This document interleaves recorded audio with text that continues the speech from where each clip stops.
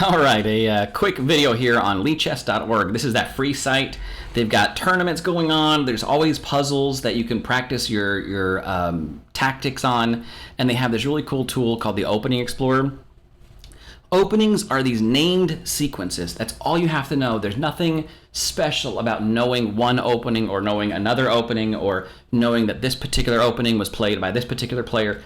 It's just a way to group a series of moves together so that when people talk about it, you can kind of talk about the same thing. The other thing you can do is if you repeat the same opening over and over and over again, you will start to learn the patterns and the pitfalls and opportunities that you can come out of that. So for instance, Lichess has this great database, right? So the database is this particular database is all of the games from 1952 to present, so 70 years of people rated 2200 and up. Or you can even use Lichess's built-in that records the games that are played on Lichess. And it's fantastic because so you can see, okay, this is what this is what the masters played over the board game. So these are like tournaments where the high-level grandmasters played, and you can see exactly what their move order looks like. From here, you can see that the most common first moves in a game on a brand new board, the most common move is this E4 pawn move or this D4 pawn move. By a wide margin, they're the most common. So this is the number of games that they have in the database where that move was made. This is the outcome. So white wins this much percent, black wins that much percent, and then they drew this many percent. That becomes really cool down the road, but if we look at why these moves are so popular, is because they follow those same principles. Control the center, and my opponent's going to do the same thing. They're going to control the center, and then I'm going to move a piece with tempo because I can move it out and attack that pawn at the same time. Now my opponent's probably going to do something similar where they're going to move a piece out with tempo because they're going to defend that pawn. Now from here we move into there's tons of openings, but the two that I kind of learned a little bit is the next move is going to be a bishop move. The reason we're going to do a bishop move is because by moving this bishop, I'm going to open up the door so I can get castled right away. So again, following those principles of castling early for safety, all I have to do is move this bishop. Now, where do I want to move it to? When I was first learning about chess, one of the names I heard that got thrown around was the Italian game. It's what happens if I move my bishop to that point, to the C4 square. The most common opening you'll find, if you look over here at the database, over 120,000 games in this database, the most common is move it all the way up to bishop b5. This is one of the oldest openings and one of the most popular openings for a long time, and still remains too. It's called the Ruy Lopez. It's named after the Spanish monk or priest from like the 1500s, who was one of the first people to actually write books on opening theory and why pieces move the way they should in order to set up advantages for one player or another.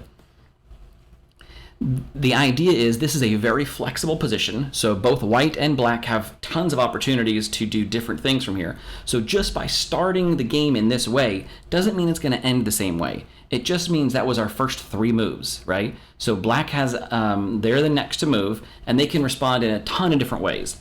The Ruy Lopez has probably more books written about it than any other.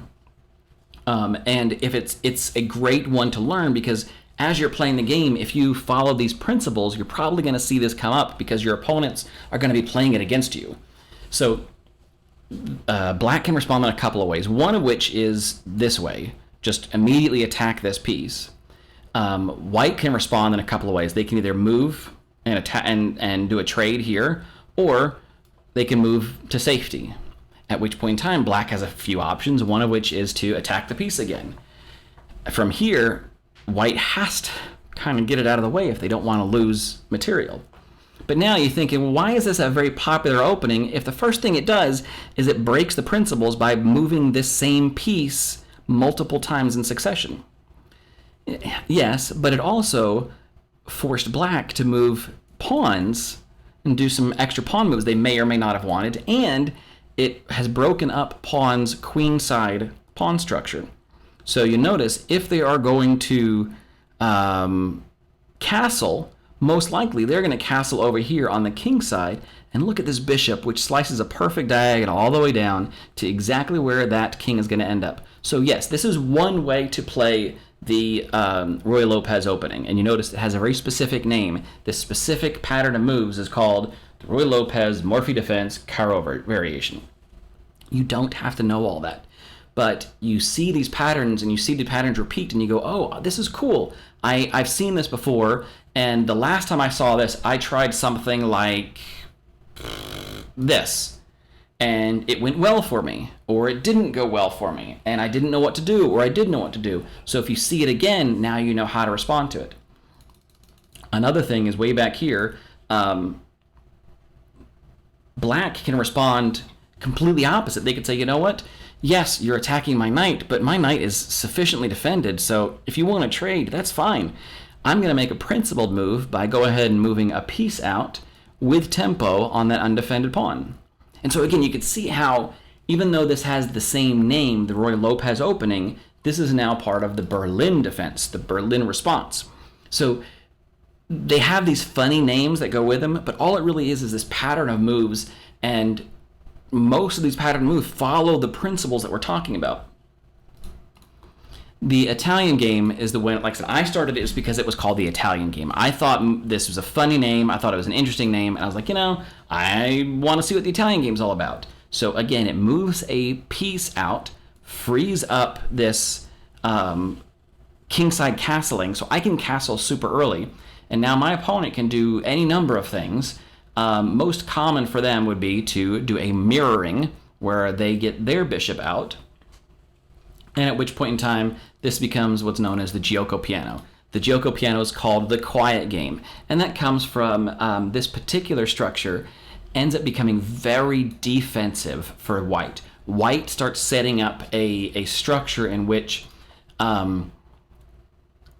basically I now have a couple of things that I can do. I can make a couple pawn moves here and to attack this undefended bishop.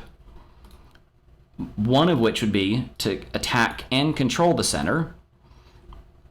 And you see this is known as the center attack.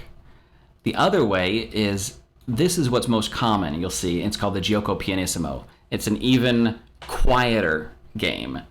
The idea being that white has set up this defensive position. This bishop is on this great diagonal, just like in the Ruy Lopez, and now I'm defending it, so it's even harder to dislodge. White sets up this really defensive position, this defensive structure, and all of its moves from here on are essentially defending over and over and over again their pieces. The expectation is you can't break through as black pieces. Eventually you're going to try to break through, or you're going to try to force something through, which then gives white an opening. So white plays this quiet game, looking for incremental advantages, trying to wait for black to make a mistake. So again, these games are all, they have these names, but mostly the idea is if you see a pattern, you can repeat that pattern and you can avoid mistakes of the past. Now, because I first started playing this Gioco Piano Italian game, I wanted to look for what happens in something very exactly opposite. So that was a E4 opening. What happens if we look at a D4 opening? So I looked up what's a fun D4 opening, and I found this one called the Queen's Gambit. The Queen's Gambit is where I am giving away a free pawn or tempting my opponent with a free pawn, and the opponent has two things they can do. They can either take the pawn and they can accept the gambit, or they can decline the gambit.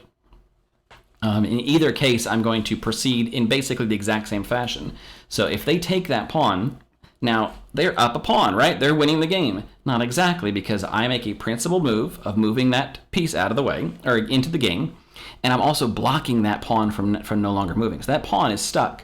At which point in time, if I look at the database, the next most common move is this A6 move, and I don't exactly know what that is for, so I'm just going to roll with it. What I would play next would be something probably like this. Now, it solidifies this pawn, and it opens up an attack on that pawn. So now I have, I've got an opportunity to reclaim the pawn that I lost in the gambit. Or if my opponent chooses to decline the gambit, I'm still going to go here the same way, because what it does is if at any point in time my opponent decides to take that, I'm blockading that pawn from moving forward. So again, the only reason I learned this is because I wanted to try something different that I didn't know before, and by repeating these patterns, I can now practice this same pattern over and over and over again, but the games are never going to go the same way. No matter what happens, I don't know what's going to transpire. Whatever my opponent plays. At this point in time, like I've kind of blocked this guy in here, so how am I going to get this bishop out? I probably need to go out this way. Well, if I go out this way, that means unprotecting this knight. So if I move that pawn, then now I've moved a bunch of pawn moves, and this knight is unprotected just so I can get this guy. So you see how these patterns develop, and using the principles of the game, you can kind of think yourself through. When I don't know what I'm supposed to do, that's okay. Just follow the principles. You don't have to know these named openings. It doesn't matter what somebody else has played or whatever. The idea behind named openings is it gives you an opportunity to practice the same move set over and over and over again, so that you can start to learn some of these patterns and drill down on these principles, because you'll see these principles come back over and over and over again. Control the center, get your pieces out, get them working for you, defend them so that nothing is left hanging, and see if you can get some kind of advantage moving for you. All right?